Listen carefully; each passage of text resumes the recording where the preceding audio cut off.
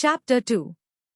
As the boat bounced from the top of each wave, the wind tore through the hair of the hatless men, and as the craft plopped her stern down again, the spray slashed past them.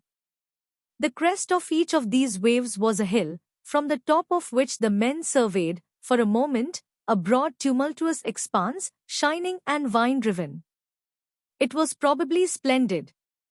It was probably glorious, this play of the free sea, wild with lights of emerald and white and umber. "Bully good thing it's an onshore wind," said the cook. "If not, where would we be? Wouldn't have a show." "That's right," said the correspondent. The busy oiler nodded his assent. Then the captain, in the bow, chuckled in a way that expressed humor, contempt, tragedy, all in one. "Do you think we've got much of a show now, boys?" said he. Whereupon the three were silent, save for a trifle of hemming and hawing. To express any particular optimism at this time they felt to be childish and stupid, but they all doubtless possessed this sense of the situation in their mind. A young man thinks doggedly at such times. On the other hand, the ethics of their condition was decidedly against any open suggestion of hopelessness. So they were silent.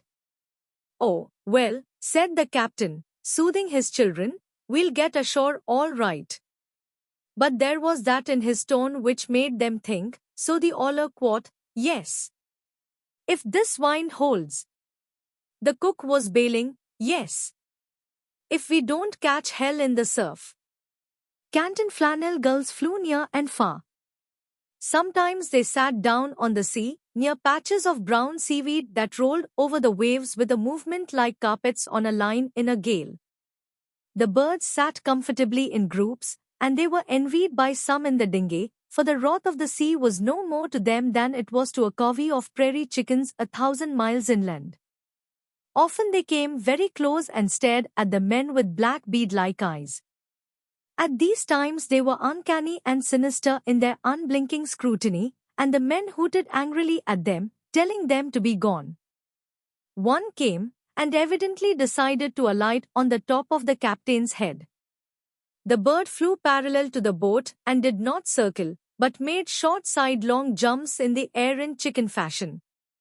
His black eyes were wistfully fixed upon the captain's head. "Ugly brute," said the oiler to the bird. "You look as if you were made with a jackknife." The cook and the correspondent swore darkly at the creature. The captain naturally wished to knock it away with the end of the heavy painter, but he did not dare do it, because anything resembling an emphatic gesture would have capsized this freighted boat, and so with his open hand, the captain gently and carefully waved the gull away. After it had been discouraged from the pursuit, the captain breathed easier on account of his hair, and others breathed easier because the bird struck their minds at this time as being somehow gruesome and ominous. In the meantime the oiler and the correspondent rowed. And also they rowed. They sat together in the same seat, and each rowed an oar. Then the oiler took both oars, then the correspondent took both oars, then the oiler, then the correspondent. They rowed and they rowed. The very ticklish part of the business was when the time came for the reclining one in the stern to take his turn at the oars. By the very last star of truth, it is easier to steal eggs from under a hen than it was to change seats in the dinghy. First the man in the stern slid his hand along the thwart and moved with care, as if he were of Sevres. Then the man in the rowing seat slid his hand along the other thwart. It was all done with the most extraordinary care. As the two sidled past each other, the whole party kept watchful eyes on the coming wave, and the captain cried, "Look out now! Steady there!" The brown mats of seaweed that appeared from time to time were like islands, bits of earth. They were traveling, apparently, neither one way nor the other. They were, to all intents, stationary. They informed the men in the boat that it was making progress slowly toward the land.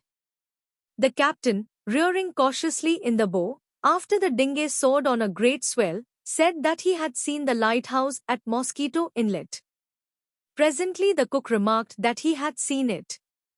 The correspondent was at the oars then, and for some reason he too wished to look at the lighthouse, but his back was toward the far shore and the waves were important, and for some time he could not seize an opportunity to turn his head.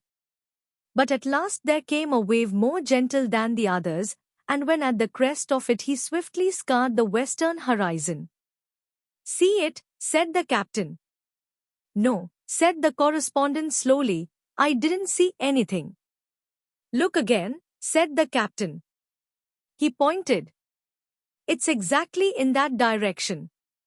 At the top of another wave, the correspondent did as he was bid, and this time his eyes chanced on a small still thing on the edge of the swaying horizon.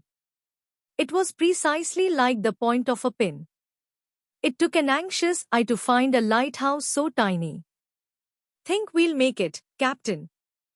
If this wind holds and the boat don't swamp, we can't do much else," said the captain.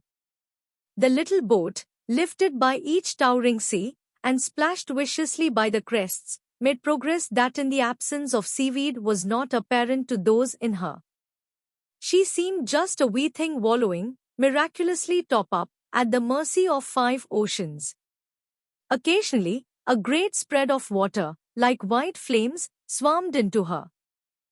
"Bail her, cook," said the captain serenely. "All right, Captain," said the cheerful cook.